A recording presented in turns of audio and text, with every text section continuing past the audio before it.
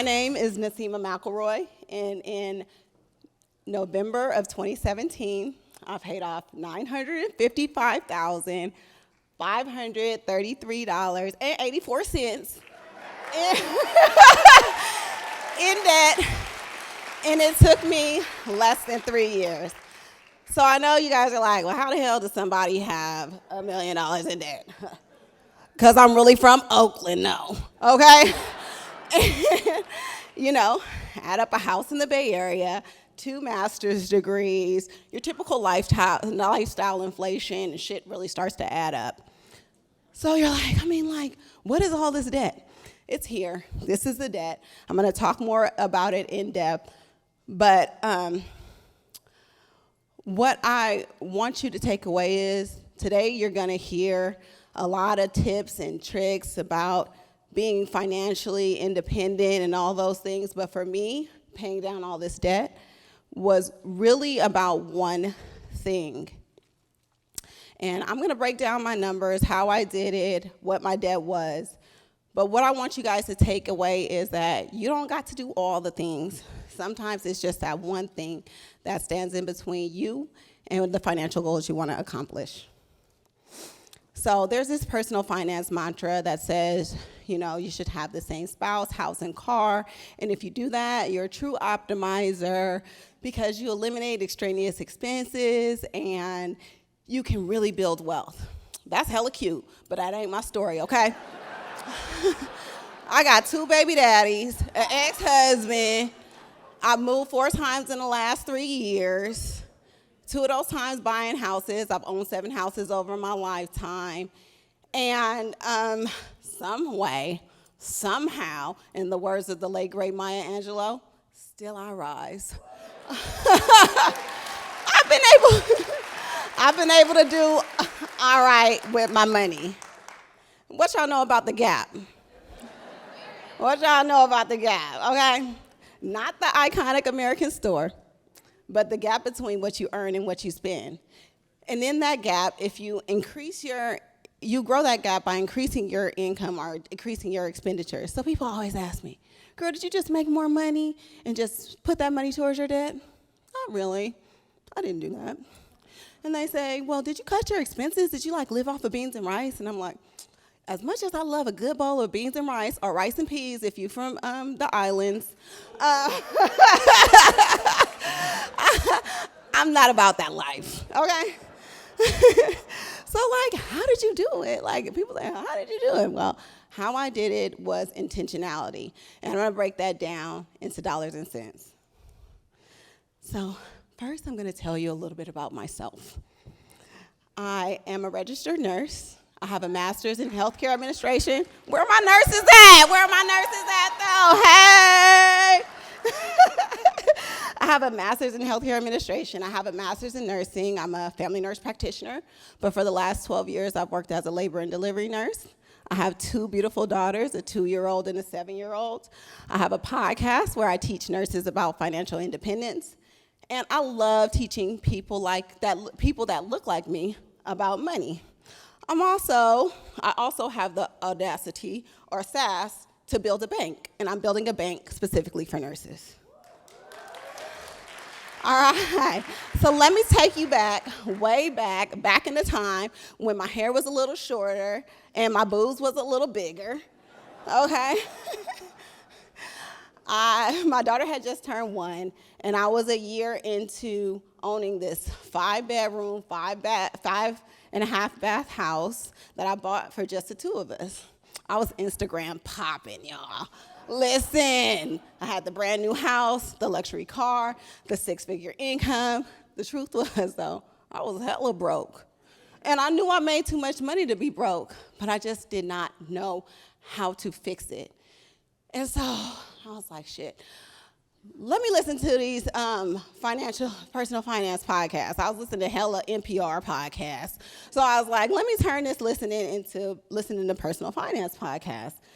And so I started hearing these people sharing their stories about how they paid off massive amounts of debt in short periods of time. And then at the end of sharing their stories, they would be like, we're debt free. And I was like, oh, that sounds really cute. And so they were doing their Dave Ramsey, debt-free screens on the Dave Ramsey show. And I was like, let me see what this old white man is talking about. So I started to put the baby steps into motion. And, I started implementing Dave Ramsey's plan. Well, ain't this about it's not about a bitch. It's about a budget. The other B cuss word, okay? What I realized was that I did not know where my money was going. Like, I realized that I had to intentionally tell my money where to go every month. So I used Dave Ramsey's Every Dollar app to start zero-based budgeting, and I started giving every single one of my dollars and take-home pay an assignment.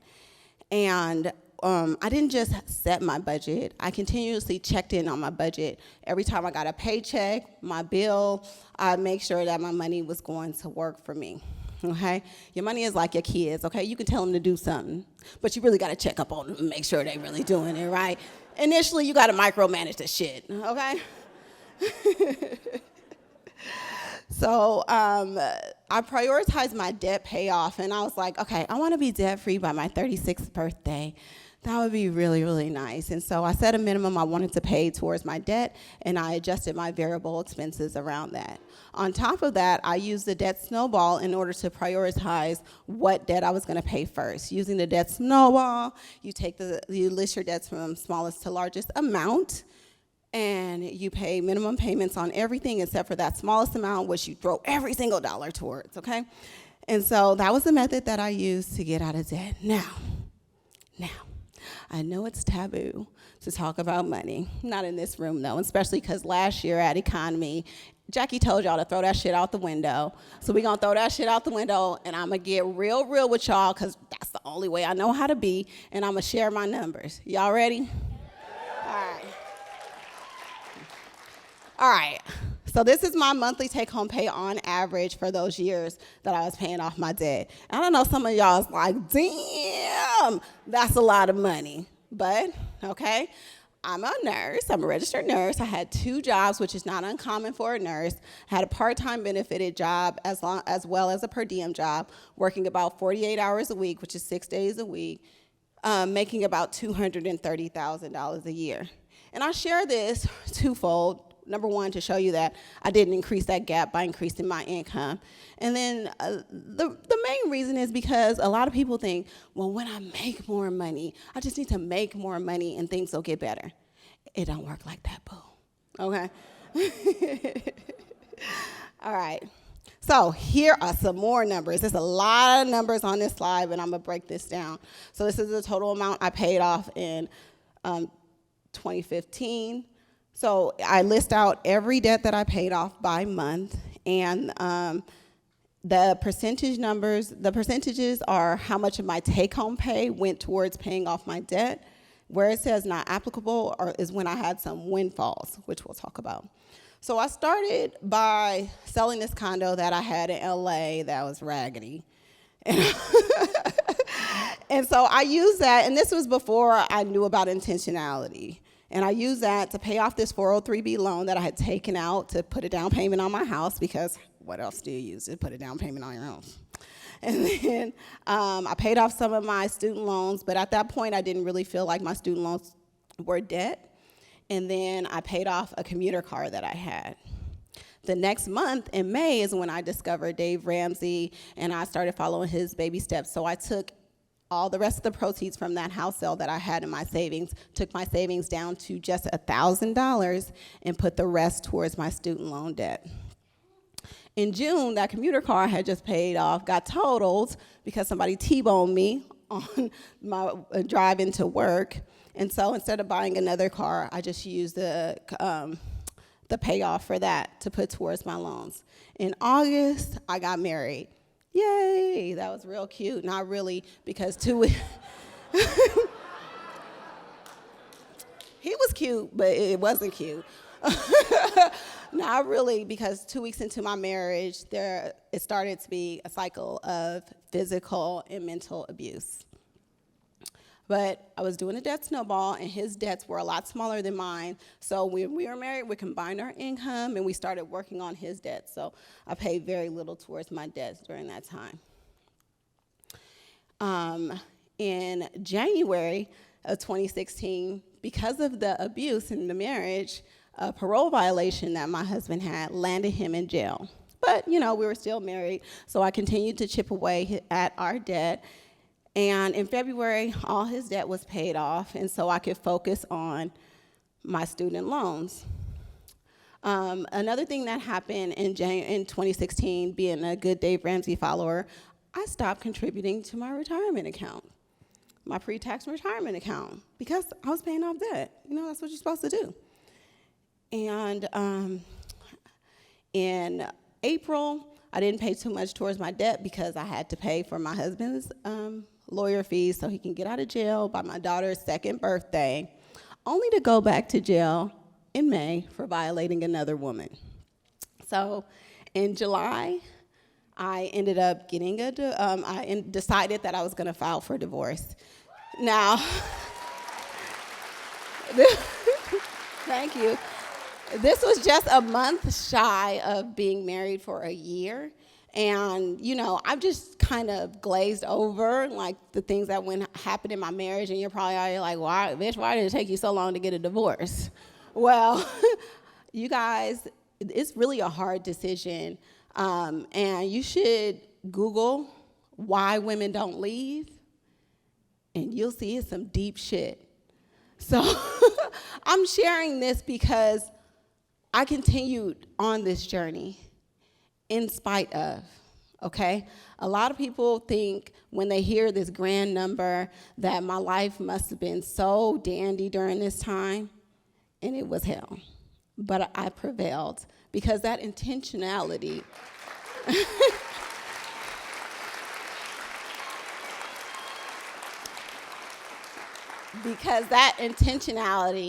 was more than just dollars and cents. It bled over into the rest of my life.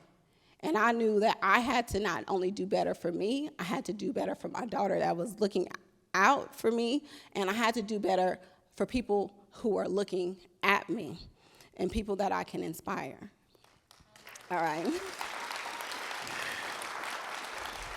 So after filing for divorce, I pretty much just kept on trucking along, paying down my student loan debt. So in April of 2017, because I made the wise decision to not invest in my pre-tax retirement accounts, and I had to file married filing separately, I lost all my tax incentives. So the IRS was like, boom, guess how much you owe me? $30,000. So I don't play with the IRS, so I went to my credit union. I had them cut me a check. I sent them a check, and that was done. But now I accumulated another debt because I had to pay this loan off from the bank. And then in May, I finally got divorced. Yay. But even being married less than a year, because I was a breadwinner, I had to pay my abusive husband a $15,000 divorce settlement, which broke down to $1,500 a month. So needless to say, between paying off the IRS loan and the divorce settlement, I was barely making that much headway on my student loan, so I was paying the minimum. And then in November, wanting a fresh start with a new partner, I sold my McMansion and was completely debt-free.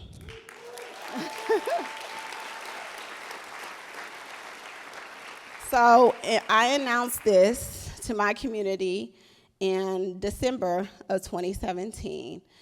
And this is a community that I had built in 2016. Initially, I started sharing my story of paying off debt, showing how much I paid off every month. And I was just doing this for my friends to inspire them. But then people started picking up on it, and I started getting featured on podcasts and on publications throughout the world. And it's what led me to be here in front of you. So that started the financially intentional brand or platform. Like what I did there, intentionality, intentional. All right, so let's look over this debt again.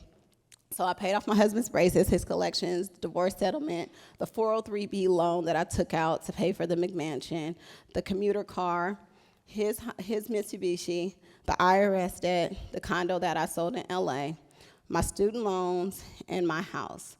I wanted to just show you my debt payoff minus the house so you can see that without the house, I still paid off a good chunk of money. And again, I share these numbers to share with you that I did all of this in spite of all the reasons why I could have gave up and stopped. That intentionality, that one thing, showed me how much, or what was possible for me. And so I kept on going. All right, I do have to acknowledge, of course, just like anyone else, I did have some windfalls along the way. But before the intentionality, I didn't know where to put it.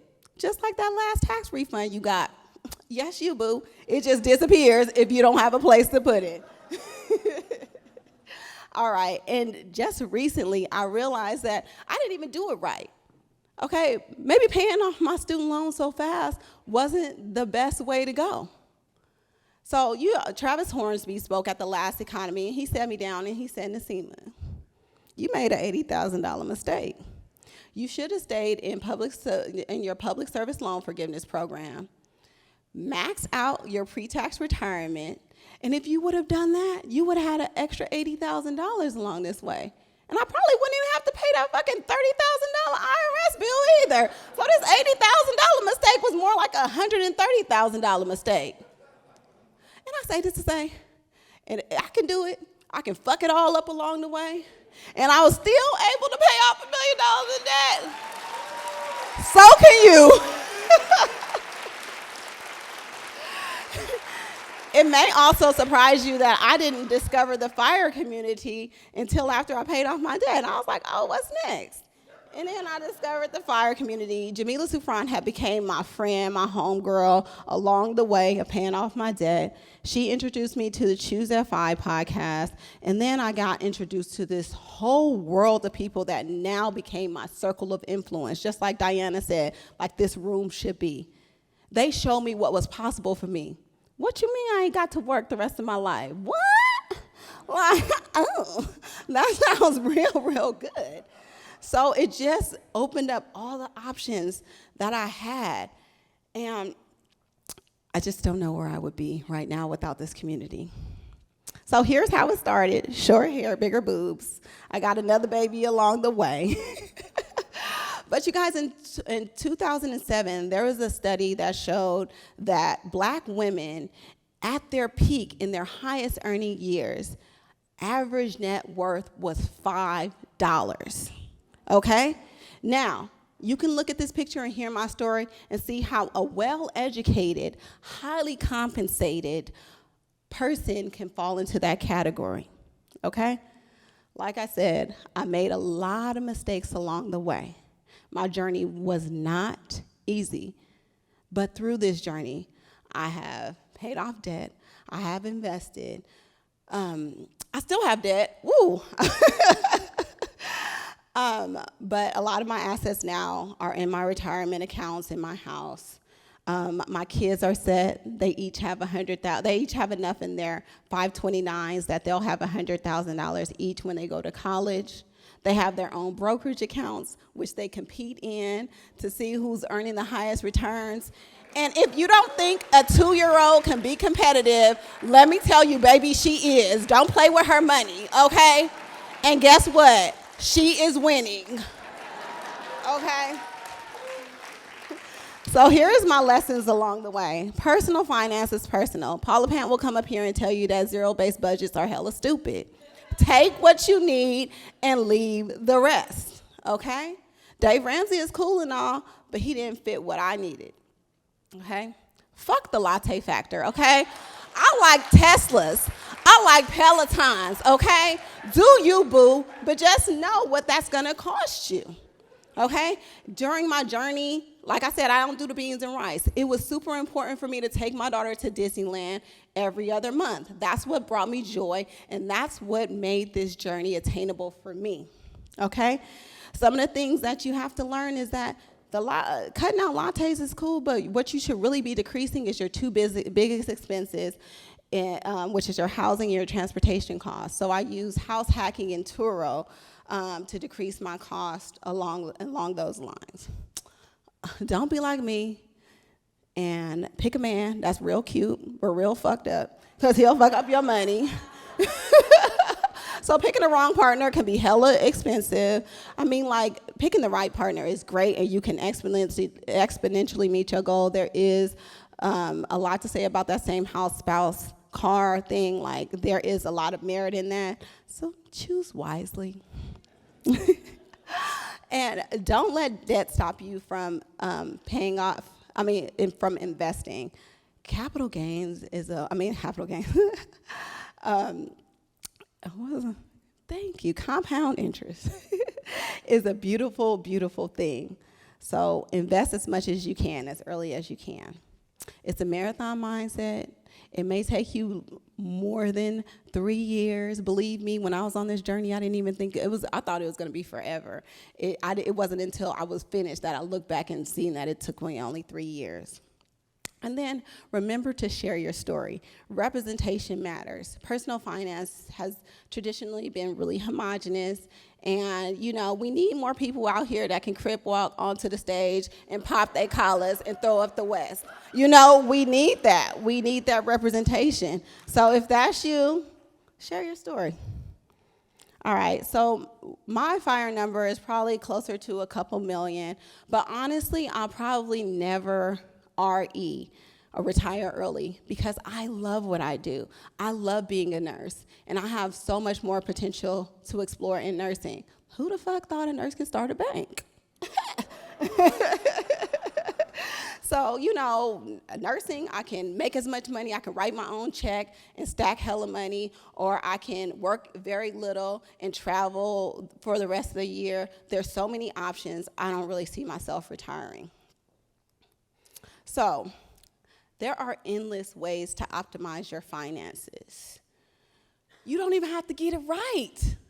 Sometimes it's just that one thing that you need to do that will set you on your path. My question to you is, what's your one thing? Thanks, y'all.